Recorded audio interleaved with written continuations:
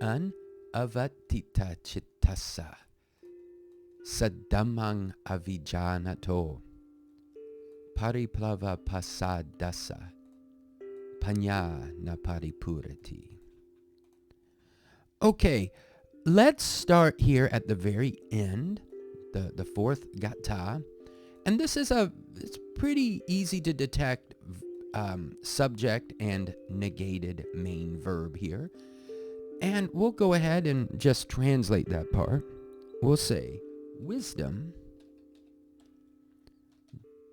does not become full. Paripūrati, third person singular, present active verb here, to become full or perfect or like complete.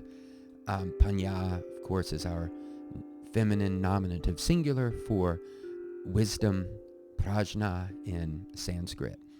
Now, what we have to do is determine how the rest of these gathas relate to our main clause here, if you want to think of it that way.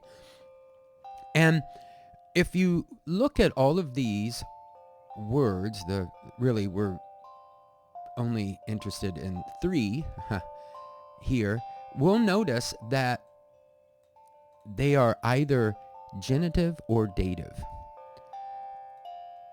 There's usually ambiguity in that situation. So for us, we have to kind of figure out, do we want to sort of understand this, especially when we put it in English? Do we want to think about this as a paññā, the wisdom cittassa, or like cittassa paññā, the mind's wisdom, or something like that, or the wisdom of a mind? That's really how I sort of understand this. I think that's the easiest way. It could be, if we took this to be dative, it would be like the wisdom for a mind, or something like that, maybe regarding a mind. And although I think that it really is genitive, I think, now again, there are many, many people who know much, much, much more about Pali than I do. They could weigh in on this. I do think that the genitive expresses this real well, but when we start to translate it, I think that using this idea of like regarding makes it easier. In Pali, we know that this is, again, genitive or dative, and that this is our main clause, and this is our subject. So here's kind of my point then. At long last, let's look at this whole compound now. I was just focusing on this last part, cittassa. This avaṭthita means ava, like avalokiteshvara, in that case, like looking down, not in a, just kind of in an observing way, not in a sort of lording over people in a negative way. Ava meaning down, and probably get used to seeing this, titta, coming from tittati, to stand. So standing down, I think meaning like firmly. If you say stand down in English, it has a different meaning. So we have to understand like standing firmly on the ground, down on the ground, rooted, in other words. And then that idea is negated. So of a mind, of an unsteady or unfirm, not firmly rooted mind. We might just say not steady. With the wisdom of an unsteady mind. Let's say it like that. The problem is we could, I suppose, I shouldn't say we can't, we could put wisdom with all of these words, the wisdom of this type of mind, the wisdom of this, like ignorant or a person who doesn't know, and etc. We could repeat it and repeat it. But I think if we go with this idea of like regarding, understanding that the genitive does have this kind of looser relationship, we could start here. Maybe regarding an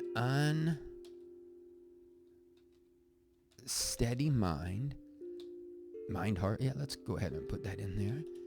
Again, keeping in mind that unsteady, meaning, it has this other image that we are not really getting with unsteady, but I think it'll do in a pinch here. And then avijānato. Now this is a present participle, present active participle. Vijānati, and here it is negated. So not understanding, and it's in the genitive or dative case, and here it would be like a person. So here we were talking about a mind, regarding an unsteady mind heart. A mind heart would belong to a person, of course, but we're just kind of looking at this grammatically. Regarding, or maybe even for, we'll make very dative, I suppose, for a person who does not know the true teaching. This is sad. This prefix is coming from, more of like the word to be. So something that's true.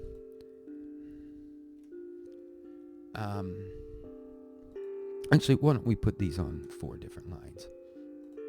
We'll get one more here. Now, this Pariplavapasādassa. Pasāda means happy, good, mind, or faith, or virtue.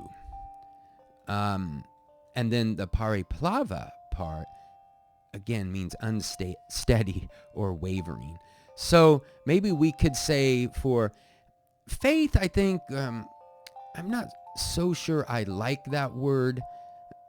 Let's go more with virtue.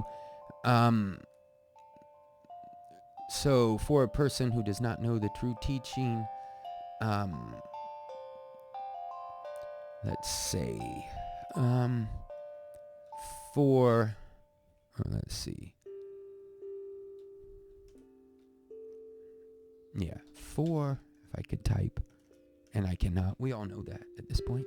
For, and we might hear even, we have to understand, of course, that it's not simply virtue or faith, but it's a person who has virtue or faith. I mean, that's kind of obvious, I suppose. But for wavering virtue, maybe, wisdom does not become full. I hope I haven't mangled that too badly, and I definitely would love to hear your comments, dear listener.